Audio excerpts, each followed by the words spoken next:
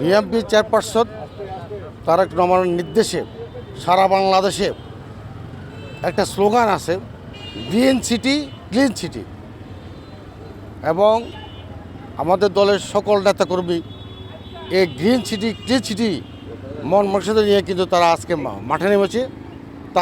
তার এই ধারাবাহিকতা আমরা লক্ষ্মীপুর পৌর বিএনপি আমি দায়িত্ব নিয়ে এই গ্রিন সিটি ক্লিন সিটির কাজ করার জন্য আমি উদ্যোগ নিয়েছি, এবং ভবিষ্যতে আমরা এই লক্ষ্মীপুর শহরকে আমরা অত্যন্ত আধুনিক শহর করব এবং এত সুন্দর পরিবেশে একটা শহর আমরা সৃষ্টি করব।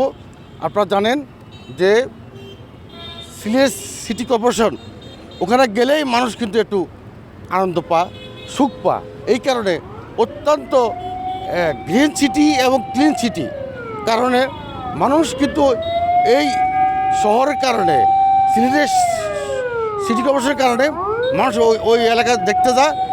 তেমনিভাবে এই লক্ষ্মীপুর পৌরসভাকে ইনশাল্লাহ আগামীতে আমরা একটা গ্রিন সিটি এবং ক্লিন সিটি করবো ইনশাল্লাহ।